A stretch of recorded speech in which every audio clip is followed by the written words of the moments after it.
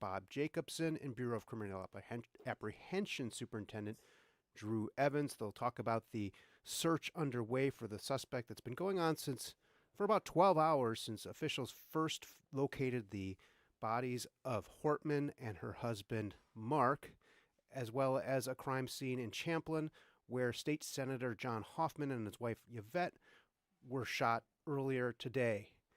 The suspect is believed to have impersonated a police officer and knocked at the door and shot at both when they opened their doors. Police didn't realize that there was a crime scene yet at the Hortman house, but they moved there on the intuition of an officer. They encountered the suspect who fled out the back door.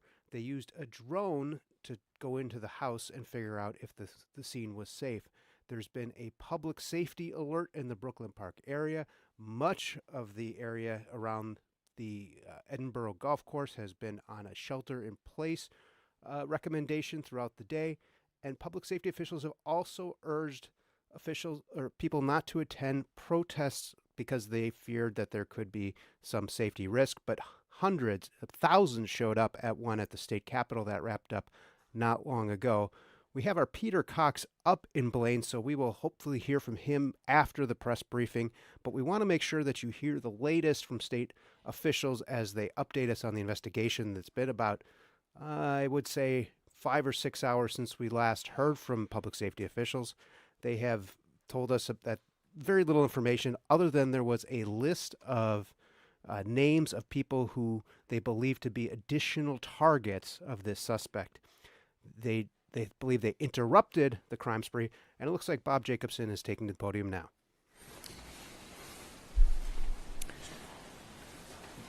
Good afternoon, everyone. My name is Bob Jacobson. I am the Commissioner of Public Safety, and it's my honor to serve in that position. We're here today to give some updates on the current investigation. First off, I would like to thank the law enforcement agencies and the public out there who are being vigilant, our law enforcement partners who are watching out for others in our community, the understanding and patience of the public as we work to find this individual and bring that person to justice. We know that it's been a difficult day for not only those who have worked with those legislators, but it's also a difficult day for those in the state of Minnesota who are working through this terrible tragedy. Today we have a few speakers who are going to, again, give some updates, and we will be available to answer some questions once all the speakers have had that opportunity to say a few words. So with that, I'm going to turn it over to Superintendent Drew Evans of the BCA. Thanks, Commissioner. And today we are asking for the public's help at this point in time in locating Vance Luther Bolter, who is a 57-year-old white male who's 6 feet 1 inch tall, 220 pounds, with brown hair and brown eyes. I know this name has been reported in the media so far, and we are confirming as a person of interest that we are looking to locate in relation to this. At this time, we would ask the public, if you do locate him or see him, to call 911. Do not approach him. You should consider him armed and dangerous, and you should call 911 immediately with the information. He was seen this morning wearing light-colored cowboy hat that you can see up here in the clothing there, with dark-colored long-sleeve collared shirt or coat, light pants, and carrying a dark bag. If you have any tips about the whereabouts or any information that would be helpful, you can call local police department, or you can call our BCA tip line at 877-996-6222, or email us at bca.tips@state.mn.us. We still don't know if additional people are involved, but this individual is the one that we're looking as a person of interest right now, but there may be other people with him, and we would like to speak to anybody that may have had contact with him at any point in time. So please connect with us, even if this has been some time ago today, so that we can follow up and continue to work together to keep our communities safe. And we, as the Commissioner noted, we'll take some questions at the end. But again, we are seeking the assistance of the public in locating him. I want to continue to say, as you see, there's hundreds of law enforcement officers working on this right now for the partners that you see up here today, as well from Champlin, Brooklyn Park, the State Patrol, Hennepin County Sheriff's Office, FBI, ATF, just a myriad of partners working to try to locate this individual. And with that, I will turn it over to the mayor, and we'll answer questions at the end.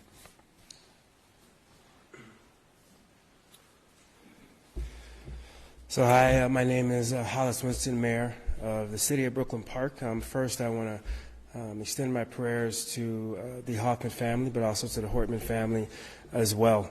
You know, there will come a time down the road for healing within us as a community, but right now I think what's required is a calming words and rhetoric. I want folks to make sure they listen to the facts from credible sources like law enforcement, but also to resist spreading misinformation. And then again, asking folks to listen to law enforcement in general when law enforcement has those specific asks. In Brooklyn Park and Champlin and our surrounding communities, in fact, the state, we're very much family. The Hoffman and Hortman families are very much our family. And so our prayers continuously go out to them. And it's very much a time for us to come together as a community and as a family. And I think people need to see it that way. I want to thank law enforcement, Governor Waltz, Commissioner Jacobson, Sheriff Witt, FBI, various counties, local law enforcement. Even with our city of Brooklyn Park, we're seeing a ton of local law enforcement and county law enforcement just supporting our city overall. And we want to thank them for doing that. They're dedicated to keeping us safe and to securing justice. I would say to support them again, if you have information, there'll be information behind me. Please share that information. And again, please look and listen for valid information and share that. There will be a time to come together, and I think specifically for the city of Brooklyn Park and within our area, there'll be a time where we come together when we work through what we're going through now as a community. But I want to say this. You know, this individual did this to instill fear into our community, but they also wanted to create a distinct and singular point of view. When I listed all of that law enforcement coming together, that was really us as a state, as a community, from all different walks of life coming together to work on what's happening. And I received calls from folks across the state, from all different ethnicities and communities as well, with an outpouring of support. So I want people to understand that as a city, but as a state, as a community, we're very much going to come together. We're going to see this through, and we're all going to work together to figure this out. So again, I want to thank our law enforcement, and I want to turn it over to the Mayor of Champlin Park. Good afternoon. My name is Ryan Sabis, Mayor of Champlin, and on behalf of the City of Champlin, our police department, and our City Council, I want to extend a heartfelt thoughts and prayers to Senator John Hoffman and Representative Melissa Hortman and their families. We are deeply saddened by the senseless act of violence, and our hearts are with all those that have been affected. Our police department is working close partnership with state, local, and federal agencies to pursue this active investigation. We are incredibly grateful for their swift and responsible professional response and for the collaboration of commitment of every officer involved. We ask everyone to stay attentive, report anything that feels concerning, and most of all, continue to show kindness, respect, and care for one another. This is how we move forward together. And again, thank you all for being here. And again, I think Mayor Winston said it well that Hoffman family and the Hortman family are very much part of our communities, part of our fabric of our communities, and we really wish the families all the best. Thank you. As folks have said, we'll take a few questions. Please don't forget to, in the first question, introduce yourself, your immediate organization with whom you're with, and if you have a question for a specific individual, call that out. Thank you.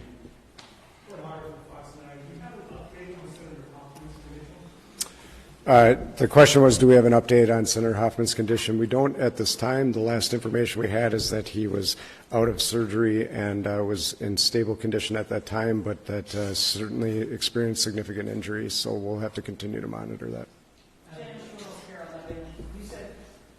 interest, so not a suspect, or is... He's a suspect, one and the same for this particular case at this point in time. Okay, so we can say suspect. You can say suspect. As investor at WCCO News, you know this guy is at least affiliated with some sort of security company, according to its own website, that has highly trained security individuals. Can you speak to the level of knowledge this person might have about, using a gun or, different security tactics that might separate him from a typical person walking down the street? Yes, so the question was regarding the sophistication of the individual based on reports that he owned a security company. I certainly can't get into the details of the investigation. That'll all be part of that. We'll explore all of that. We're aware of the connections that you reference, and the team will be dissecting that between the investigators, Brooklyn Park Police Department, and all of the state, the local, and federal partners that are working on that. Certainly, an individual will have some familiarity if that's the line of work that they're in with some of the tactics that you noted, but we'll be exploring that more fully.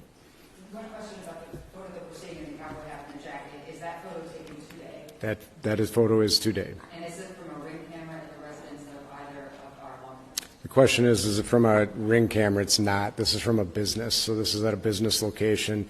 We believe, as noted, that we believe he's was still in at this time. He was in the Twin Cities area, and that we are continuing to work and follow up on that. We believe he's working to potentially flee the area, and so that's why we're sharing that with that information now so that we can safely apprehend him. Is there a way that you're in touch with the TSA? I know Governor Walz has been in contact with federal agents, as you have mentioned with the FBI. Yep. Are airlines, seeing his picture so he doesn't report it? So the question is, are we in contact with TSA? We've been in contact with all of the federal authorities that are relevant to this investigation. We will continue to be. Are you able to share the time and location that photo is taken today? The question is, can I share the time and location? This was this morning when this was taken. It was in the city of Minneapolis. That's at this point, I think, all that we can share as we work to follow up on that. Are there any surveillance or ring camera video from either of the residents where the shooting takes place? The question is, there's surveillance or ring camera. We do have various video from different locations. I don't want to get into specifics as part of the active investigation, but there is video that has been obtained by the investigators. Can you talk about some of the other locations that you guys are working on, Green Isle, maybe including Fremont and Minneapolis? So, yeah, we can. The question is, can we talk about some of the other locations? Because our teams are very active as part of an active investigation, I can't talk about the specifics. What I will tell you is the two locations you noted in Minneapolis and in Green Isle, they are related to this investigation and the follow-up that the teams are doing. I'm sorry, we're going to give it to Ellen, and then we're going to have one more question. Can you talk a little bit more about the manifesto and what kind of motivation it might be doing? And we're told that there might be some pro-choice lawmakers on this manifesto. That has anything to do with the motivation here? At this point in time, it would be premature. The question was, is the manifesto and the information that we have received as their motivations? We are working diligently on that. There's certainly some indications within that, but there's not specifics enough. We have been, this is a very active and fluid investigation. Throughout the day, as you've been waiting, and these teams have been out working out in the field, and they have been gathering more documents and information. So it would be premature for me at this point to really say exactly what the motivation might be from these writings, but we will be continuing to work on that and provide that information when we're able. You know, Mr. Walker was saying from the search committee, do you have a sense, did they know each other? Like, did this man know either Representative Foreman or Senator Hoffman in any capacity? The question is, do they know each other in any capacity? We are still exploring that. There's certainly some overlap with some, public meetings, I will say, with Senator Hoffman and the individual, but we don't know the nature of the relationship or if they actually knew each other. All right, thank you. Thanks, everybody.